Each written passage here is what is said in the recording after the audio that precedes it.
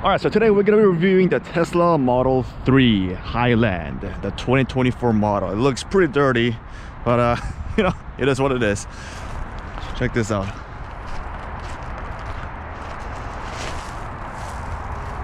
So first of all, let's check out the trunk space. And it's pretty decent. I would say it's about 3 feet by 2.5 feet. Let's check out the back seat real quick. And let's try to get the seatbelts on. And yeah, honestly, not that uncomfortable. I am not complaining. So let's go ahead and check out the cup holders as well. And you know, we got 2 cup holders, and there's no way to access the trunk unless you pull down the seat with this lever right there, and you should be able to access the trunk, make the trunk space way bigger than right now, but you're not gonna be able to have any back seats, obviously, like that. There's also the middle seat as well, and this is honestly not that bad. I'm 6 foot tall and my head is not touching. I have like about an inch of headroom, but it's gonna be uncomfortable if there's 2 more people sitting right next to me. Alright, so on the rear seat, we can control the climate like this. And we can even watch movies if you want, YouTube. We got games that we can play.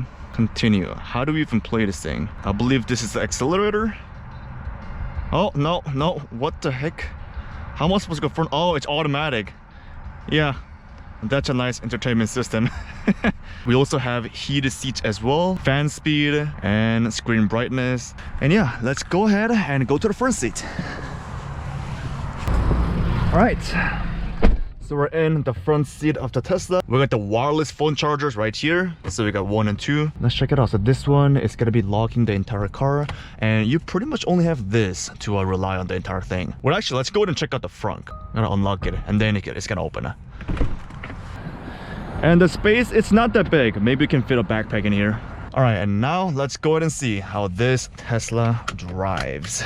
I can go forward by pushing this car icon to the forward position like this. I'm not a big fan of this. I like the physical gear shifter lever. And if you want to go backwards, you can just slide it down. And if you want to put it to park, you can just press it. And if you press it long enough, like 1 second or 2 seconds, it's going to put your car into the parking mode.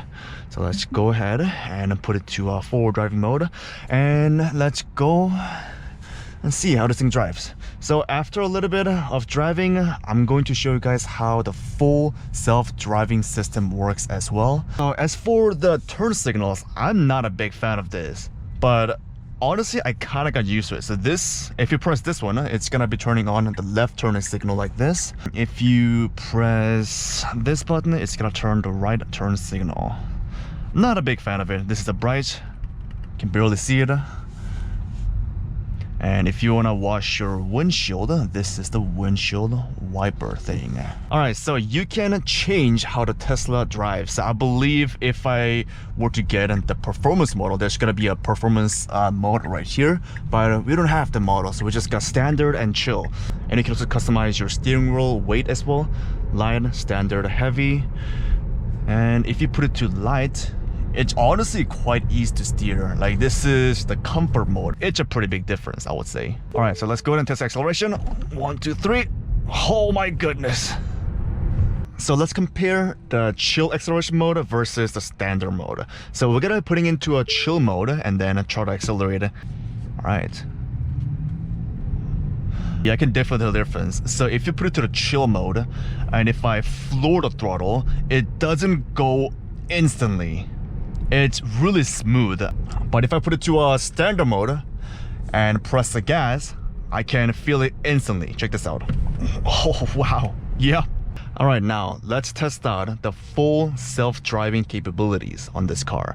All right, so whenever you make a destination in this car, it's gonna tell you how long it will take to get there, 5 minutes, how much battery percentage it's gonna have once you arrive there, 77%, we're currently 78%, and the distance, 1.6 miles. So once I press this once, it's gonna be turning on the full self-driving mode. There we go. So this system is pretty solid. You can rely on it, but not completely, because sometimes it does make mistakes.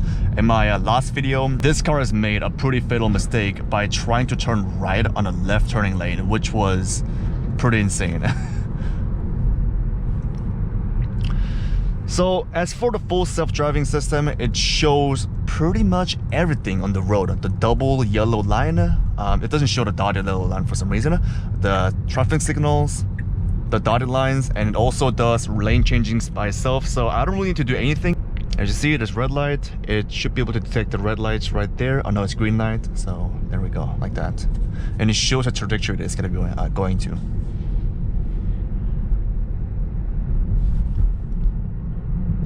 And once you close your eyes or you're distracted, the self-driving system warns you and say, hey, you should probably pay attention to the road. And once you go over 4 warnings, I believe the full self-driving system just disables. I think it's a little bit too bright for you guys. Yeah, let's see how this thing turns. Not that much problem. Pretty nice. And it also shows the speed limit right there, 25 miles an hour. So as you see right here, the road conditions not perfect. This is the thing about the full self-driving system. Oh, that's a little bit too bright. This system cannot detect potholes or tires or any foreign objects laying on the ground. So if you see any of those, you have to avoid manually, or the self-driving system will just plow through them pretty much and destroy your front fender or tires. Okay, now we're gonna see how this Tesla is able to turn around on a dead end. This is gonna be pretty interesting. So let's see. Okay, that's pretty solid, not gonna lie. Okay. That was pretty flawless. Let's see how long the Tesla stops at a stop sign. And it just stops as long as it needs to be stopped, pretty much. So let's see, is it detecting the car right there? Yes, it is. And now it's completely safe to go. And there it is. No flaws whatsoever. I believe the Tesla also has cameras at the front, so it is able to see before the human eyes can see, like if we were in an intersection. So that's a pretty nice feature as well. It can also detect cars that are on as well. So that car had its rear lights on and it was able to detect it. Alright, so whenever there's a person walking on the sidewalk or like on the road, it shows the person on the iPad as well. Alright, now let's see how this is able to... Oh, no, it's an exit only. No, you dumbass, no. Oh my goodness. Yeah, so I wouldn't say trust it completely. Alright, so let's drive it manually and try to go in the parking lot. So we're currently in the parking lot and it is able to detect all the parking spaces that are available, like this. So let's try to park in, let's just say this space, yeah? This is gonna be a little bit harder for this guy. Let's see how this works.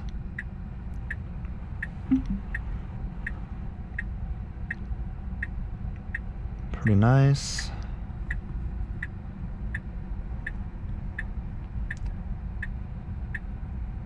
And yeah, not perfect, because an experienced driver should be able to do this in just one go.